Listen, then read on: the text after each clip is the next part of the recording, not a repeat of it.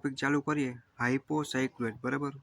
તો નિયત વર્તુળની અંદર સરક્યા વગર ગબડતા રોલિંગ વર્તુળના પરિઘ પરના જનક બિંદુનો બિંદુ પથ હાઇપોસાયક્લોઇડ થાય બરાબર. તો આ તમારી સિમ્પલ એટલી વ્યાખ્યા. તો આપણે હાઇપોસાયક્લોઇડની વાત કરી બરાબર. તો ડ્રોઈંગ કરીને સાબિત કરો કે રોલિંગ વર્તુળનો વ્યાસ ડાયરેક્ટિંગ વર્તુળના વ્યાસ કરતાં અડધો ત્યારે હાઇપોસાયક્લોઇડ સીધી લાઈન થશે. તો જો આપણે હાઇપોસાયક્લોઇડનો પ્રોબ્લેમને પ્રેક્ટિકલી લઈ બરાબર અને સ્ટેપ બાય સ્ટેપ દોરવાનું ચાલુ કરીએ. થોડોક હાર્ડ પ્રોબ્લેમ છે અને અટપટો છે હાઇપોસાયક્લોઇડ અને એપિસાયક્લોઇડ, પણ થોડુંક ધ્યાન દેવો એટલે તમને આવડી જશે બરાબર. અને એક વસ્તુની ખાસ એ વસ્તુનું ધ્યાન રાખવાની કે આ પણ જીટીયુમાં બેમાંથી એક પૂછાતો હોય બરાબર. તો જો કોઈ પણ એક સ્ટેટમેન્ટના પ્રોબ્લેમમાં આપ્યું હોય બરાબર લખાણ એટલે કે આપણી રકમ, તો તમારે જોવાનું આ આપણી સ્ટેટમેન્ટ આપ્યું હોય એ હાઇપોસાયક્લોઇડનું હોય બરાબર. આપણે જો રકમમાં ઇંગ્લિશમાં બહુ જાજી ખબર નહીં પડે બરાબર, ખાલી વાંચી જાઉં તમને જેમ પ્રોબ્લેમ દોરાતો જાય એમ તમને આઈડિયો આવતો જાય બરાબર. તો આપણે પોઈન્ટ કરી લઈએ અને અહીંયા ઓ નામ આપી દઈએ બરાબર. કોણ માપકને તમારે સેટ કરી અને એક પોઈન્ટ તમારે 90 આગળ કરવાનો ભાગ પાડવાનો આપણે બરાબર. સિમ્પલ કહું તો અને બીજો 30 આગળ બરાબર, બે સેટ કરવાનો જોઈ લેવાનું. આપણે તમારે આ 30 લેવાનું હોય આ નહીં બરાબર. આ 30 અને આ 90 અને અહીંયા 30 બરાબર. હવે તમારે સ્કેલ લઈ અને સીધો એક લીટો ખેંચી લેવાનો બરાબર. તો બધા જ ખેંચવાનો, લાસ્ટમાં આપણે એવું હોય છે તો ભૂસી નાખશી અને પછી તમારે એક 30માંથી કર્યું તો આપણે એક અહીંયાથી પણ એક કાઢી લેશું અને એક આપણે આલી સાઈડ 30માંથી કાઢી લેશું એટલે બે સાઈડ 30 ની વચ્ચે ને ઓકે. તો જે આપણે ઓ પોઈન્ટ પેલા પોઈન્ટ કરીએ ઓ પોઈન્ટ આગળ રાખી આ 90 લાઈન છે બરાબર, એટલે કે 90 ડિગ્રી સીધી અને આ બે સાઈડ 30 બરાબર. ટોટલ આપણું 120 બરાબર. જો હવે આપણે એક રકમની સ્ટેટમેન્ટ જોતા જઈએ આપણે. તો અહીંયા તમને હું આપ્યું a circle of 15 mm radius roll inside the circle of 45 mm radius without slipping બરાબર. કે 45 mm અહીંયાથી આમ રાખીને આપણે પોઈન્ટ કરશી બરાબર. તો તમારે અહીંયાથી 45 mm રાખી અને અહીંયા એક પોઈન્ટ કરી નાખવાનો બરાબર. પછી તમારે શું કરવાનું નેક્સ્ટ ઓ આગળ પરિક્રમણી રાખી અને 45 આપણે લીધું હતું અહીંયાથી આપણે કહેવાય ને આવી રીતના એક આર્ક મારવાની છે આપણે. Circle of 15 mm radius roll inside બરાબર. જો તમને હવે રકમ થોડી આઈડિયો આવતો જશે બરાબર. તમારે સ્કેલમાં 15 mm માપ લેવાનું હોય, પહેલાં 15 લઈ અને પછી તમારે અહીંયા રાખી આવી રીતના બરાબર. જો આની પર સેટ વ્યવસ્થિત કરી નાખવાનું પછી તમારે સર્કલ ડ્રો કરવાનું હોય. આ સર્કલ તમારે ડ્રો કરવાનું ઓકે. ટોટલ 30 mm નું થાય પણ રેડિયસ 15 ની છે બરાબર. એટલે કે રેડિયસ એટલે હું અડધું માપ અહીંયાથી એટલું 15 ડાયામીટર એટલે કે આખું ઓકે.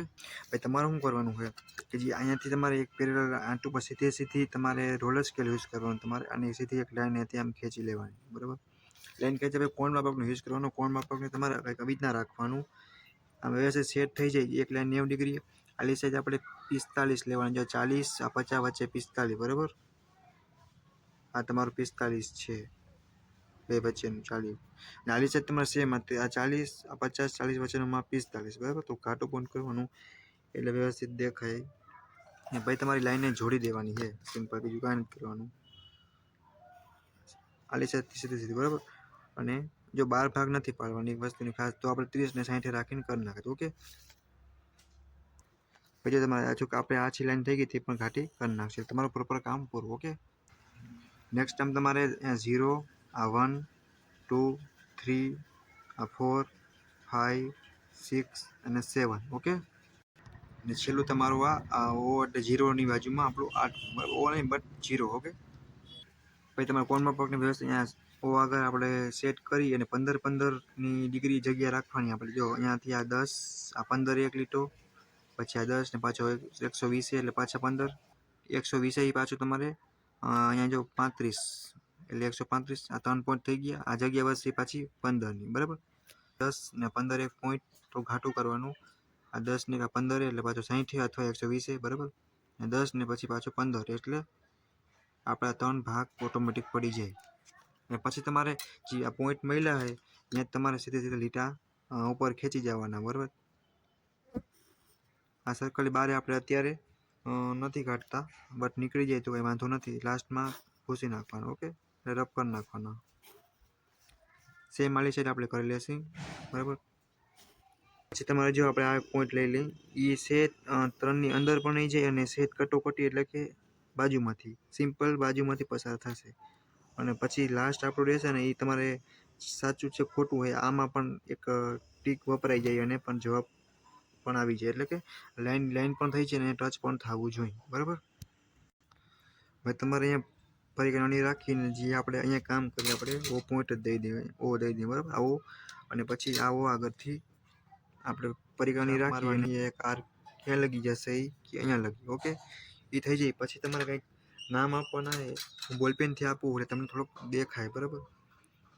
તો તમારે શરૂઆત C0 થી કરવાની છે બરાબર. C0 આ આપણી જો 1 છે એટલા માટે C1 બરાબર.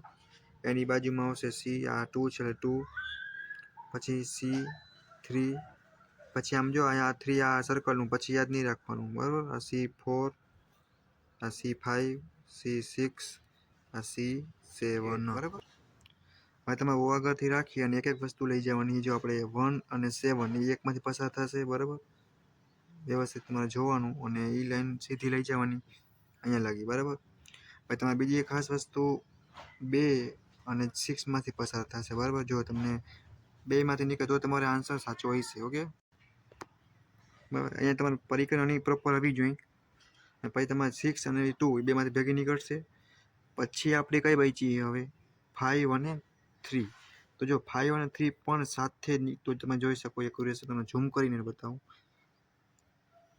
તો તમારો આન્સર જો કોઈ એક અહીંયા ઉપર ને એક નીચે હશે તો તમને ડાયરેક્ટ ખોટો પડી શકે. રેડી.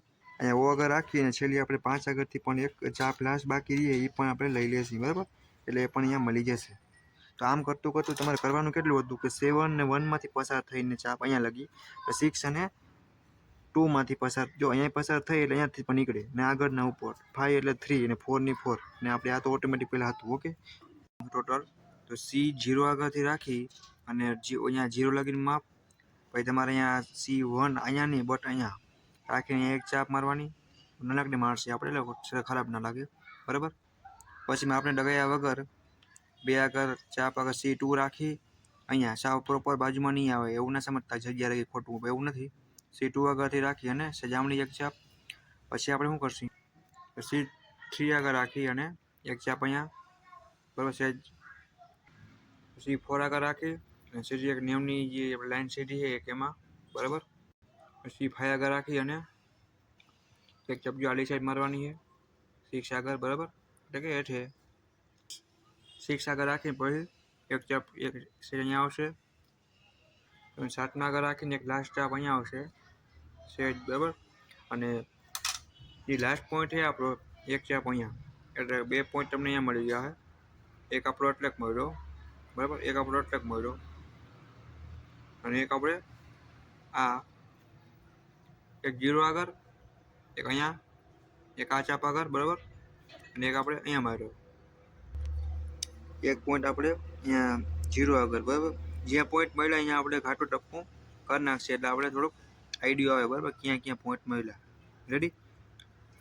ના દેખાય તો થોડું ઘાટું કરી નાખવાનું એટલે આપણે પ્રોપર થોડી ખબર પડે. ઓકે તો આપણો P0 અહીંયા મળ્યું આપણે જો અહીંયા તમને જે મળ્યું ત્યાં તમારે પોઈન્ટ કરી P1 અહીંયા આપણો P2 બરાબર.